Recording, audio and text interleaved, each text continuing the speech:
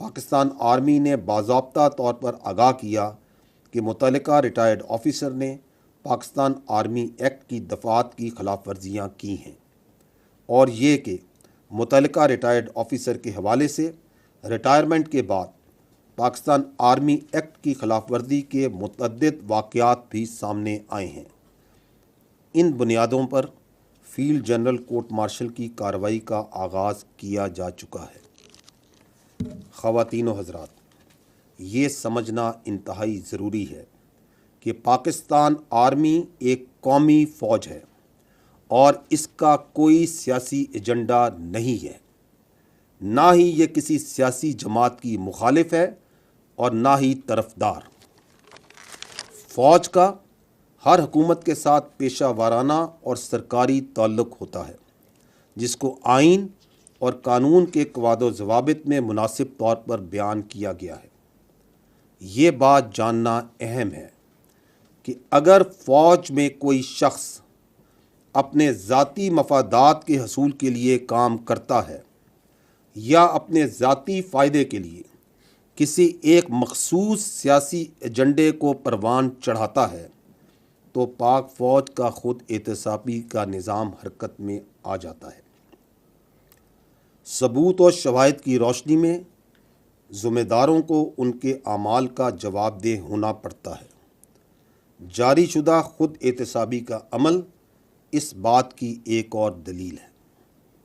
خواتین و حضرات، پاک فوج میں واضح اتفاق رائے ہے کہ فوج کو بحیثیت ایک قومی اور ریاستی ادارے کے طور پر کسی بھی مخصوص سیاسی مفاد کی تکمیل کے حصول کے طور پر استعمال سے محفوظ رکھا جائے گا۔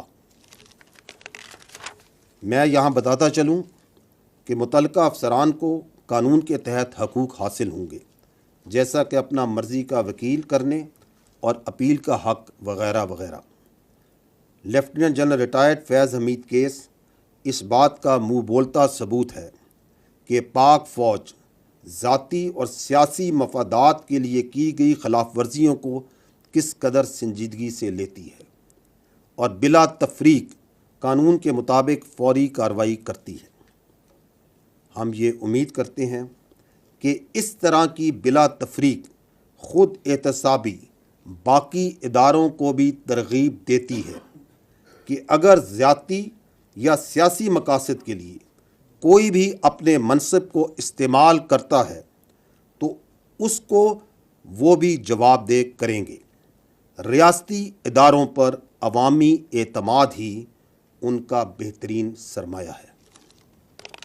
خواتین و حضرات، آخر میں یہ کہوں گا کہ مسلح افواج اپنے پیشہ ورانہ فرائض سے بخوبی آگاہ ہیں اور قومی سلامتی پر کسی قسم کا سمجھوتا نہیں کیا جائے گا۔ وقت کا تقاضا ہے کہ ہم سب انفرادی اور اجتماعی طور پر اپنا کردار ادا کر کے پاکستان کو مضبوط بنائیں تاکہ بحیثیت قوم ہم تمام درپیش چیلنجز کا بخوبی مقابلہ کر سکیں۔ یاد رکھیں کہ محفوظ پاکستان ہی مضبوط پاکستان کی ضمانت ہے۔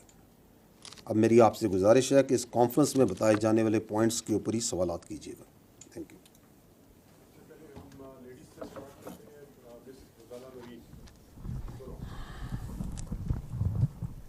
سر، غزالہ نورین، سنو نیوز سے۔ سر، آپ ہر پریس کانفرنس میں ذکر کرتے ہیں اور ہم جانتے ہیں کہ افواج پاکستان کی بہت قربانیاں ہیں، شہداء ہیں، ان کے اہل خانہ ہیں، اور یقیناً ہم سب کے لیے بہت قابل احترام بھی ہیں۔ ابھی آپ نے ذکر کیا کہ روزانہ کی بنیاد پر 130 سے زائد IBOs ہو رہے ہیں، ایک بہت بڑا فگر ہے، اور ہونا یہ چاہیے کہ اس کے بعد دہشت گردی کے واقعات میں کمی ہوتی، لیکن گراؤنڈ ریئلٹی اس کے برعکس نظر آ رہی ہے۔ ہم دیکھ رہے ہیں کہ دہشت گردی کے واقعات میں بھی اضافہ ہو رہا ہے روز بروز، اور ہم یہ بھی دیکھ رہے ہیں کہ شہداء کی تعداد میں بھی اضافہ ہو رہا ہے۔ تو کیا یہ آپریشنز مؤثر نہیں ہیں یا اس کی کیا وجہ ہو سکتی ہے؟ اگر اس حوالے سے آپ کچھ بتانا چاہیں۔ شکریہ۔ دیکھیں، یہ جو انسداد دہشت گردی کے خلاف جو پاکستان کی جنگ ہے، یہ ایک منظور شدہ اور ایک مربوط حکمت عملی کے تحت لڑی جا رہی ہے، مختلف سیاسی جماعتوں، اسٹیک ہولڈرز اور تمام حکومتوں نے یہ جو حکمت عملی ہے اس کو مرتب کیا. یہ national action plan, revise national action plan اور اب عزم استحکام کے نام سے ایک ڈاکومنٹڈ شکل میں بھی موجود ہے. اس کے اندر جو کائنیٹک ایکشنز ہیں، جو فوج پاکستان کے اور قانون نافذ کرنے والوں اداروں کے کام ہیں، وہ بھی ایک مربوط حکمت عملی کے تحت کیے جاتے ہیں. اور وہ اس کے 4 فیزز ہیں: clear, hold, build and transfer. تو آپ کا جو سوال ہے کہ یہ کیوں دہشت گردی بڑھ رہی ہے، تو we'll have to then understand that what is going on. تو یہ جو افواج پاکستان کا قانون نافذ کرنے والوں نے 4 مرحلوں میں کام کرنا ہے، جو ایک مربوط حکمت عملی طے شدہ ہے، اس پہ تمام اسٹیک ہولڈرز کا ایگریمنٹ ہے: کلیئر، ہولڈ، بلڈ، ٹرانسفر. اس میں جو فوج کا کام ہے وہ ہے دہشت گردی سے علاقوں کو کلیئر کرنا اور ان کو عارضی طور پر ہولڈ کرنا، تاکہ وہاں پہ جو باقی اسٹیک ہولڈرز ہیں، جو انتظامیہ ہے، وہ وہاں پہ اس کے لیے ایک سازگار ماحول پرووائڈ کیا جائے، جس میں آ کے وہ سماجی اور معاشی منصوبے لگائے اور پھر اس علاقے کو کلی طور پہ ٹیک اوور کرے. اس میں جو فوج ہے اور قانون نافذ کرنے والے ادارے ہیں، انٹیلیجنس ایجنسیز ہیں، انہوں نے یہ 2 دہائیوں سے زیادہ جو دہشت گردی کی جنگ لڑ رہی ہے، اس میں 46,000 مربع کلومیٹر سے زیادہ علاقہ ہے جس کو دہشت گردوں سے کلیئر کروا چکی ہے.